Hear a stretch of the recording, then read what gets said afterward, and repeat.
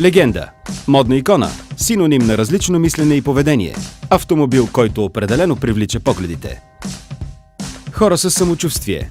Обичат различното, екстравагантното, лимитираното. Суетни са. Обичат да са център на внимание.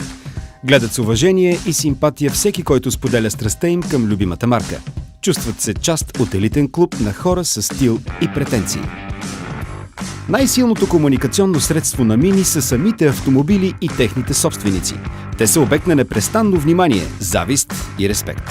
Да ги впрегнем в полза на марката и едновременно с това да ги накараме да се чувстват специални. Да съберем на едно място собствениците на Мини и техните автомобили. Да привлечем вниманието на всички почитатели на марката, на бъдещите собственици, на медиите и на обществото.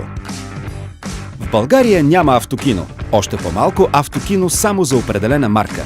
Затова създадохме Мини Синема. Мини има традиции в киното. Мини е звезда с главната си роля във филма «Италианска афера». Малко обаче са хората гледали оригиналната версия на лентата от 1969 с участието на Майкъл Кейн и Бени Хил.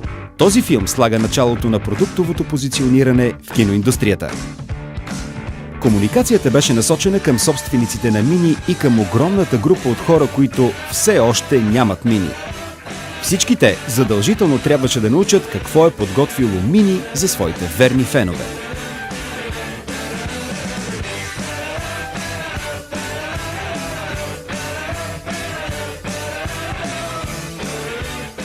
В програмата Мини Синема оглавяваше списъка на киносалоните редом с най-големите кина в София. В продавалник пуснахме обява от името на човек, който търси да наеме Мини, за да отиде на прожекцията. Извинете, бихте ли се преместили? Паркирали сте ми на мястото. Мини представя Мини Синема, първото по рода си автокино само за собственици на Мини.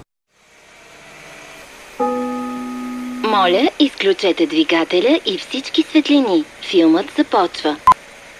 Мини Синема, първото по рода си автокино само за собственици на Мини.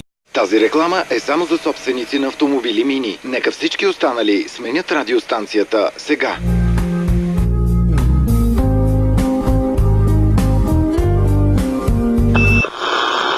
След като вече сме насаме, ви представяме Мини Синема, първото автокино само за собственици на Мини. Собствениците и най-заклети фенове на марката получиха електронна покана и билет-винетка за автокино. За събитието потърсихме място с значителен трафик на хора. Целяхме голям брой странични наблюдатели. Синхронизирахме честотите на звука от филма с аудиоуредбите на автомобилите. По този начин позволихме на поканените да се наслаждават на филма, слушайки висококачествен звук в комфорта на собствените си автомобили. За да удължим ефекта от събитието, няколко дни по-късно се появи този филм.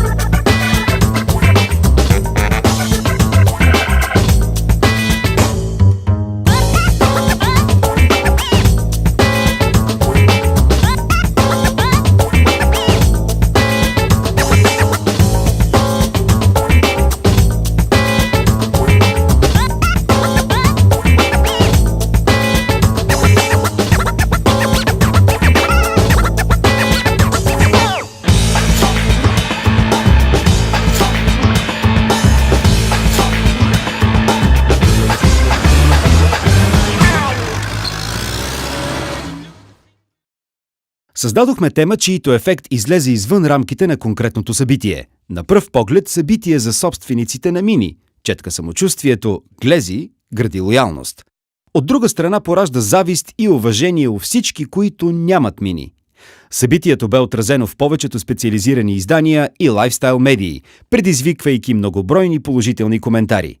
Мини отново доказа, че е марка, която постоянно изненадва и около която винаги се случва нещо интересно.